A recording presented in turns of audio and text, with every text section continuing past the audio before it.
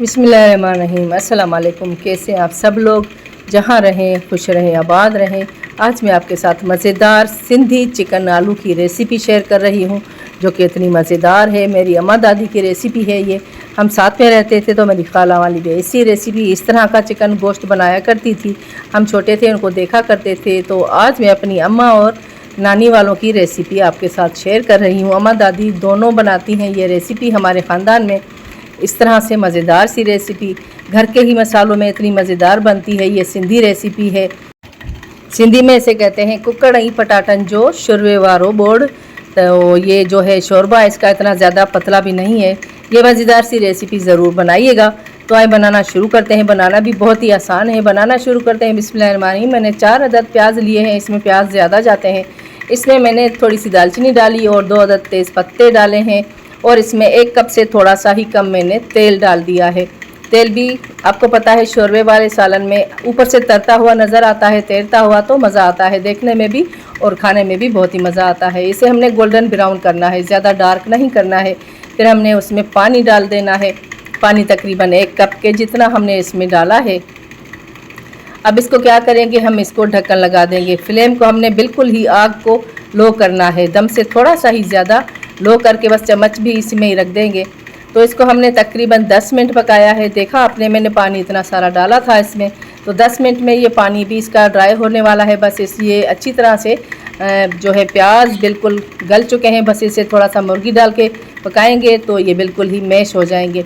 अब इसमें ये मसाले जाएंगे। हल्दी ½ टी स्पून है, 1 अदद बड़ी इलायची है, खोला हुआ है इसको मैंने।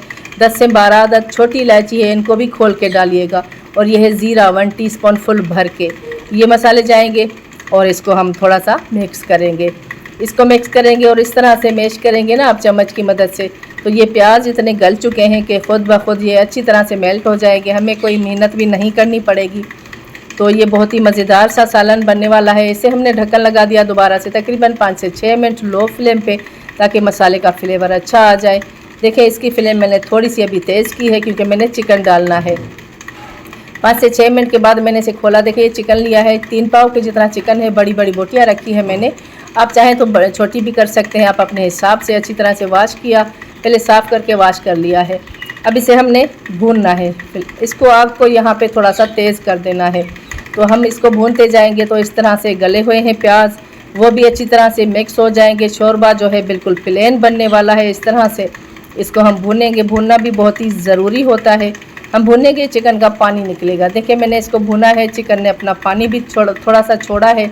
मैंने इसे भुना है ज़्यादा, तो चिकन का पानी जब निकलता गया तो वो सूखता भी गया, ड्राई भी होता गया। इस तरह से हम फुल फ्लेम करके इसे भूनेंगे। तो इस तरह से तकरीबन भूनते भूनते मुझे 6 से 7 मिनट हो चुके हैं चिकन को भूनते भूनते। अब ये मैंने आलू इस हिसाब से इस स्टाइल में काटे हैं। आप अपने हिसाब से जिस तरह भी कट करें। मैंने अपने हिसाब से 4 अदद आलू लिए थे मीडियम साइज़ के। अब यहाँ पे हम आलू को भी भूनेंगे, ताकि ये प्याज भी अच्छी तरह से मेल्ट हो जाए, प्लेन शोरबा बन जाए। यहाँ पे हमने मसाला डालना है। लाल मिर्च powder 1 tablespoon, 1 teaspoon Kashmiri लाल मिर्च, क्योंकि कलर अच्छा होगा इससे। और 2 टेबल स्पून धनिया डालेंगे, इससे बहुत ही अच्छा टेस्ट आता है। 1 टेबल स्पून ज़ीरा डालेंगे। और नमक अपने जायके के मुताबिक 1 टीस्पून डाला है मैंने। अगर ज़रूरत पड़ी तो फीका लगा तो और डाल देंगे। इसी तरह से आपको भी पहले थोड़ा डालिएगा, जब आपको भी फीका लगे तो आप और डाल सकते हैं। ज़्यादा पहले से मत डालिएगा, क्योंकि ज़्यादा हो जाता है फिर मसला हो जाता है। तो इस मसाले को भी हम अच्छी तरह से भूनेंगे। यहाँ पे जो मेरे चैनल पे न्यू है, मेरे चैनल को सब्सक्राइब ज़रूर कीजिएगा। नोटिफिकेशन की बेल को भी प्रेस करें, ताकि मेरी न्यू रेसिपी आपके पास सबसे पहले पहुँच सके। अच्छी तरह से हमने इसको भून लेना है। अभी रात का खाना बन रहा है तो लाइट जा चुकी है। भुना है मैंने इसको, देखें ये तेल सेपरेट हो चुका है, बिल्कुल जो है तेल सेपरेट हो चुका है। अब यहाँ पे हम डालेंगे, भूनते भूनते ऐसे आलू के साथ मैंने तकरीबन 5 से 6 मिनट दोबारा से भुना। अब इसमें हम डालेंगे 3 अदद टमाटर। मैंने गोल स्लाइस किए हैं पतले से।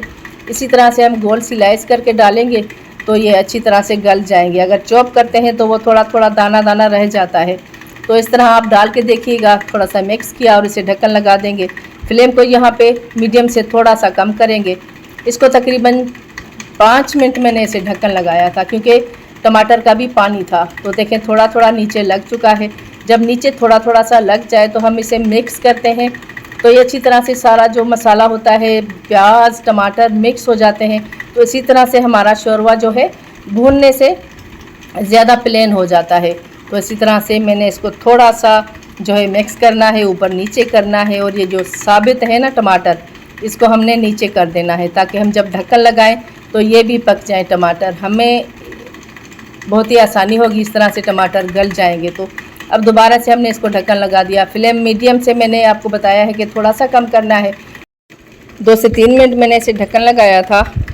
देखें, आप समझ सकते हैं कि इसकी आग मैंने कितनी रखी है, पानी किस तरह से ये जो मसाला बॉयल हो रहा है। तो बिल्कुल लो नहीं है, थोड़ी सी तेज़ है। दोबारा से अच्छी तरह से भूनूंगी, तकरीबन 3 से 4 मिनट दोबारा से ढक्कन खोल के हम भूनेंगे इसे। हमने आग को जो है मीडियम किया है, बिल्कुल लो नहीं किया है। उसके बाद हमने दोबारा से ढक्कन लगाना है इसको।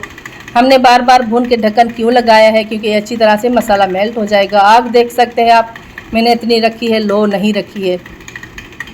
फिर मैंने दोबारा से 5 मिनट ढक्कन लगाया है इसे। देखें, अब ये मसाला बिल्कुल गल चुका है, नीचे लग रहा है।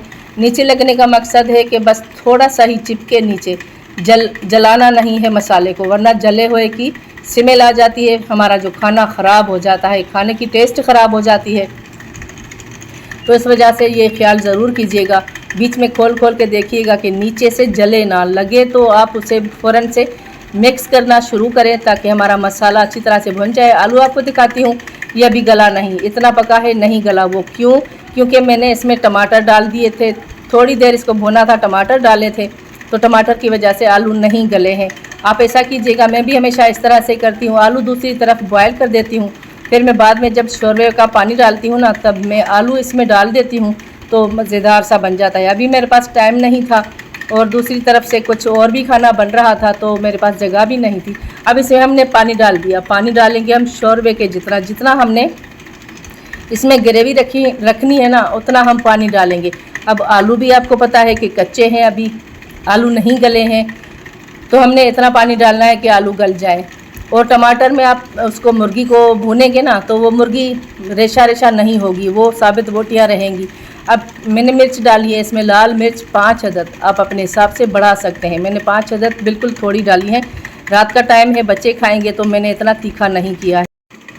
अब मैंने इसे लो फ्लेम पे तकरीबन इतना पकाया कि जितना हमने ग्रेवी रखनी है, आप अपने हिसाब से रख सकते हैं इसे, दम जितनी फ्लेम पे, या थोड़ी सी ज़्यादा कर सकते हैं।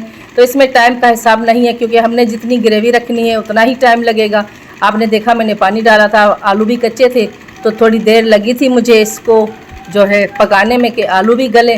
तो जितना हमने शोरवा रखना है उतनी देर तक मैंने इसे पकाया है। देखें, मज़ेदार सा ये चिकन और आलू का जो है सालन बन चुका है, बहुत टेस्टी है ये। आप सोच रहे होंगे कि मैं शायद लहसुन भूल गई हूँ, लेकिन नहीं, इसमें लहसुन मत डालिएगा। आप इस तरह पका के देखें, लहसुन के बग़ैर बनाएं तो इतना मज़ेदार बनेगा। ज़्यादा गर्मी की वजह से ज़्यादा गरम मसाले भी नहीं गए हैं और ये सालन इतना गर्म भी नहीं हुआ है। हम जब खाएंगे इसे तो हमें इतनी गर्मी महसूस नहीं होगी, क्योंकि गर्मियाँ हैं, गर्मी में हमेशा गोश्त भी कम खाना पड़ता है, लेकिन खाते तो हैं, लेकिन उसके ऊपर हम ज़ाहिर है हर कोई लस्सी वगैरह भी पी लेता है, रायता खा लेते हैं, तो माशाल्लाह से फिर गोश्त खाने में तकलीफ़ नहीं होती है। भली आप ज़रूर, आपकी मर्ज़ी, गर्मियों में भी गोश्त खाएं, लेकिन दही वगैरह ठंडी चीज़ें भी खाएं ताकि तकलीफ़ ना हो। तो ये रेसिपी इतनी मज़ेदार है, बहुत ही टेस्टी है, जो भी खाएगा हाथ भी, उंगलियां भी चाट जाएगा, प्लेटें चाट जाएंगे।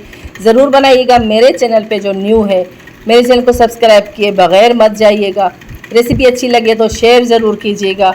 मुझे बहुत बहुत दुआओं में याद कीजिएगा। अल्लाह हाफ़िज़।